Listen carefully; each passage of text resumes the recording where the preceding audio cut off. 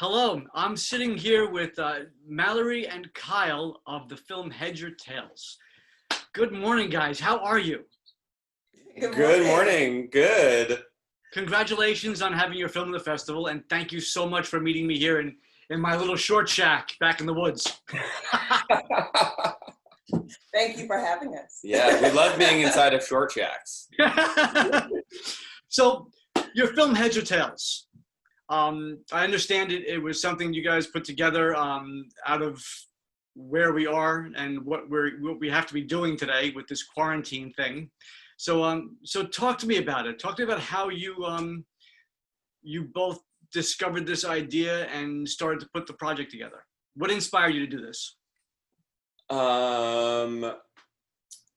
We wrote a short around this like camera technique that I saw while perusing the internet for like the 9th day in a row, right after quarantine started. It's that coin toss, that like the super slow-mo coin toss. I saw it on a page on the internet. I was like, I really just want to try to do that. And then me and Mal came together and we wrote a little short around that just to try to mess around with some new After Effects, special effects techniques. That's fantastic. So how did you do that? What was the technique? So it's like it's imposing a composited coin. So we shot the coin on a green screen so that it could come really close to the camera and get really big. And so we composited that image in with the two of us flipping the coin to make that super dramatic coin flip. That's really neat. That's very cool. So this started from the idea of trying a new effect out. Yeah, just being bored and then trying to you can only do so much internet and TV. We moved our bed into the living room after the first week and we're just hanging out watching movies all day. And so there's only so much of that you could do. Oh, exactly. Absolutely. So there's something I noticed. The film that you have here, it's very clean. It gives me there's almost like the visual is almost like a hypersense tone with a bit of like that fast motion feel. Talk to me about that, about your process and how you're approaching the topic and the subject matter. I mean, does that make sense what I'm saying, or is it just in my head? Yes, that makes sense. You want to talk about the camera, I'll talk about the story. Well, you talk about the story and then I'll talk about camera second. Sounds good. Yeah. So I guess I write fairy tales. Like that is my niche genre. And so the story, I wanted something that was going to be magical, that would absolutely involve his need for this camera effect. But we were depressed, like we are theater people and artists and all of our stuff was getting canceled. And we were kind of sitting in a space of, yes, boredom, but also like, what are we going to do? Mm-hmm. We're creative people and we have suddenly been handicapped in a way that we haven't been before. And so I think it was really, yes, an antidote to boredom, but more so a spiritual need to make something rather than just sit still and wallow in how many things we couldn't do. Right. Mal always says you either suffer or create. Yes. Absolutely. Yeah.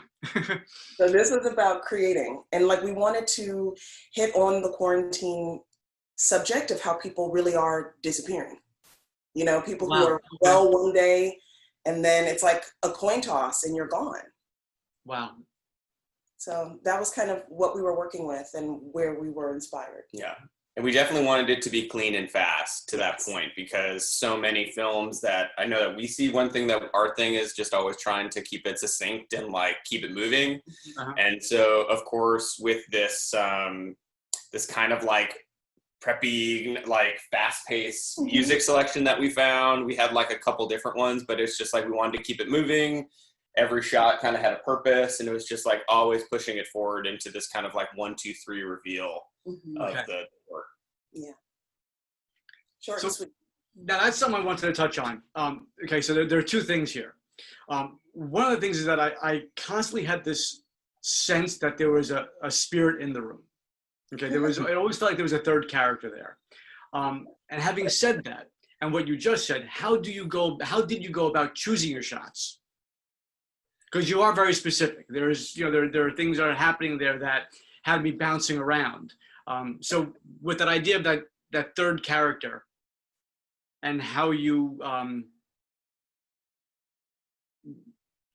draw the whole picture out. Yeah, I guess from the standpoint of a lot of the things, is kind of that third character, because a lot of the camera angles are kind of the mindset of the coin. So there's always these like cutbacks to the coin, and especially in the top, there's all these low angles. So it's like Mal is reacting to these things, but it's always facing back this way, and then always looking at this coin. So there's always this playboy off of that.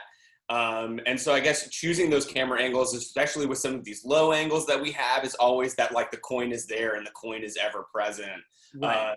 Which kind of also goes to that movement and that pace of it. It's just trying to accentuate these little pops of the disappearance. And so like not wanting to take too much of that, because we're always building to those kind of like pop reveals. I think, do we answer the question? Beautiful, absolutely.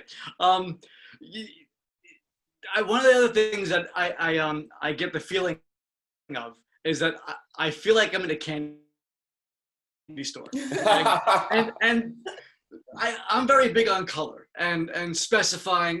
I look at a project and I say, okay, what is my color palette for the project and why? What am I trying to achieve? What am I trying to subtly get in there for moods and the whole nine yards. The color palette that you guys had in there, the color scheme, I just felt like there was a kid in a candy store, silly games, but like just the purple and all that stuff. I just felt like there was Pez around the corner somewhere. That's our house. Yeah, I would say the start of that is Mal's design of the house and all the colors that she uses. I loved it. Thank you. Outside of that too, in all of the things that we work on together, so much saturation. I love saturation. Some people don't. Some people are very gray, but I love pushing the color of the camera as much as we can. And so to the fact that there is already so much color in our house, and just the wardrobe that we picked for Mal, it's just pushing that. And to give you that feel, that's great. It's all because we went to Portugal like 4 years ago, and we met this photographer who just like pushed this color. And if you've ever been to Lisbon, Portugal, it's just such a colorful city. It's like this old city. There's blues everywhere. There's tiles. And ever since then, that has been something that I've carried along with me since that trip that we went to, is just always trying to push the cover. I always want to see more color everywhere. And so, especially in this, it's so funny. It comes everywhere, even like in a little 1 minute piece. I'm always like, let's crank the dial. Yeah, let's crank the dial. Let's press the black more. No, it needs to be more. And then we'll export and be like, I really just think that the color's not there. Yeah, we need to go back and then crank the dial even more. That's beautiful. Well, it was aesthetically, it was beautifully put together. The storyline was great. And it was a lot of fun. There was that unexpected element, and the dynamic that was brought in there, Mal, of just challenging that whole idea of just things being lost. It really, it played really well. Now here's a question for you, because I've looked at your body of work, and you've got some really, really wild stuff there. I mean, you spent a lot of time, and correct me if I'm wrong, but you've got industrial docks and a lot of commercial work that you've done. But you've got all of it's kind of with this bit of very unique humor and fun, with absolutely gripping cinematography. Just the nature stuff and the trucks in the desert and all of those things. It's beautiful. And then I came upon this film. Is it Sephian's Reflection? Yes. Oh yeah. Which I could watch that a million times. The tonality and the color, going back to that, which we were talking about, there's so much just depth in there. My question is that a play or a film? It is a play. It's a play, yeah. It is a play. So was that a trailer for the play? Yes.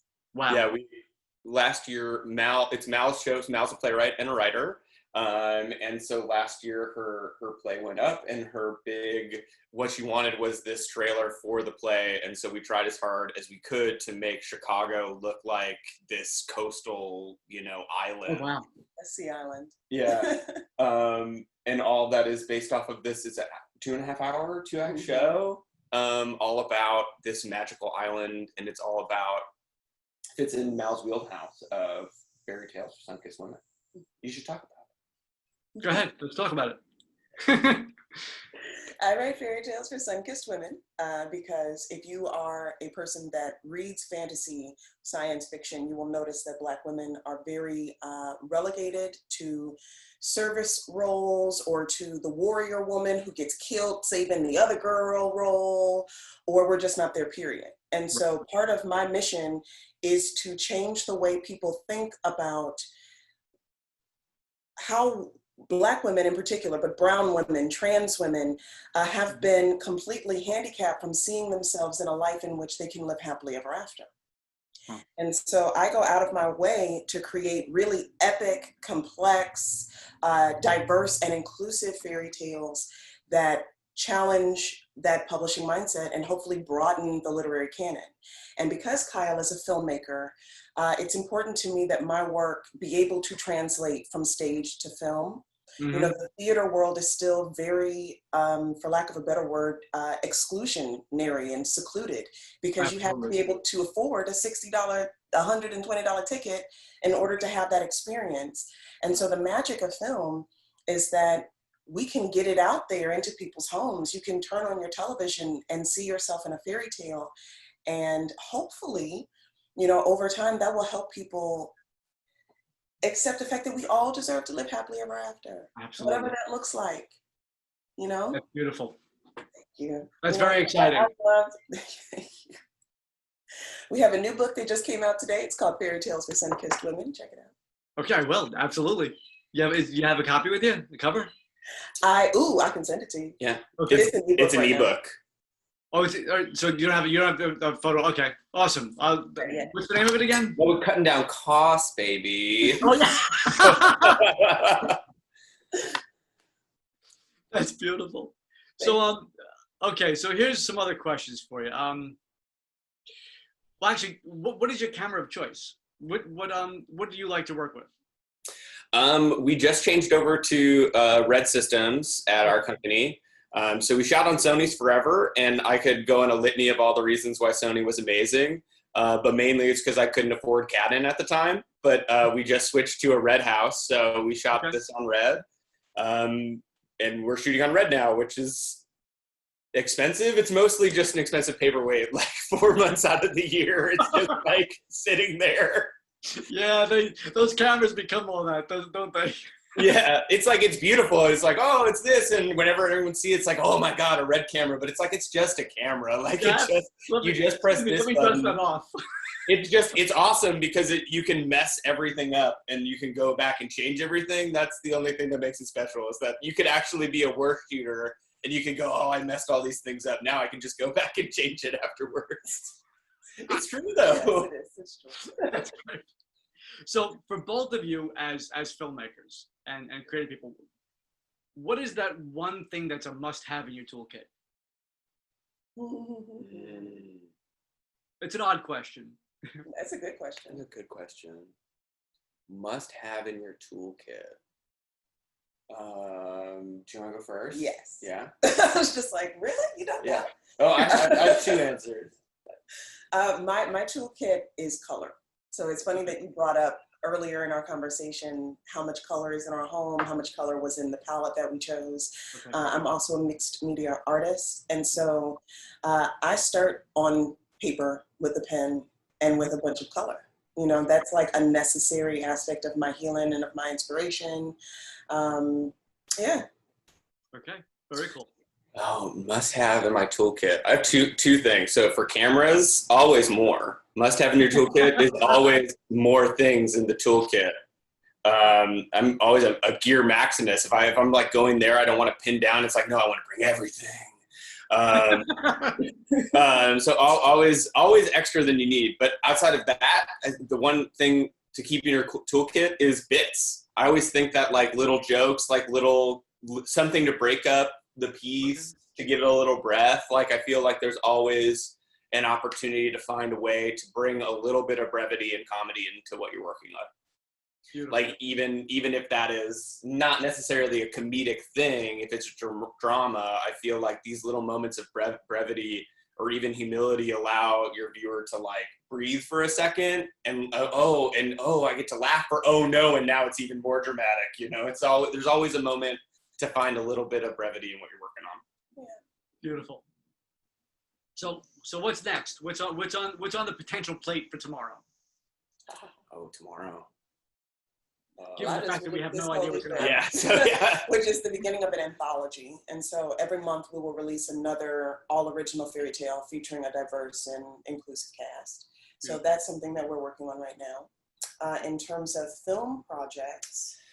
More commercial work. We got a bunch of commercial work coming up that we're trying to lock down through the pandemic. But outside of that, the Tree Huggers, my comedy, been making a nature comedy show for the last 5 years that no one's asked for, but we just keep making it. It's a good piece. Yeah, we were featured on Outside Online last year, and we got the opportunity to go to Crater Lake National Park, and so we have a full 23-minute pilot coming out sometime this summer. We have like a trailer dropping in the next couple weeks. And then trying to just continue to move that project forward. Yeah, because you're national artist in residence. Oh yeah, national artist in residence and voice of the wilderness. That's awesome. Yeah.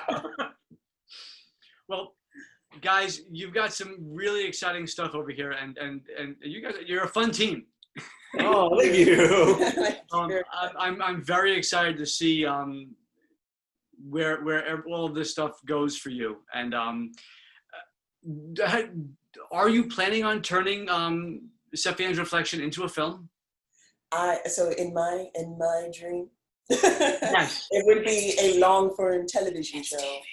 Because the myth of that island is that, like, in 1717, a woman is dying in a rice field, and she prays to a goddess from West Africa to save the kid on her back who's dying with her. And this goddess sets foot in this sea island off the coast of Savannah, Georgia, and she sweeps this like yellow fever across this island. She knocks out all the terrible people, and then she puts kind of like a force field of light around this island. And so for 400 years, these people have been living right off the coast of Georgia, and no one in America has been aware that these beings are on this island.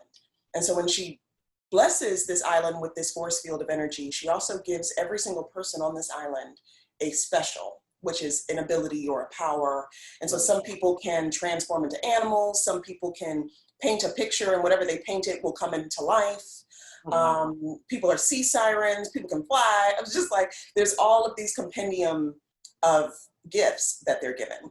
And Sephion is the daughter of the woman who called on this goddess 400 years ago. And she has not aged, and she has not died, and she has got all of these impressive gifts.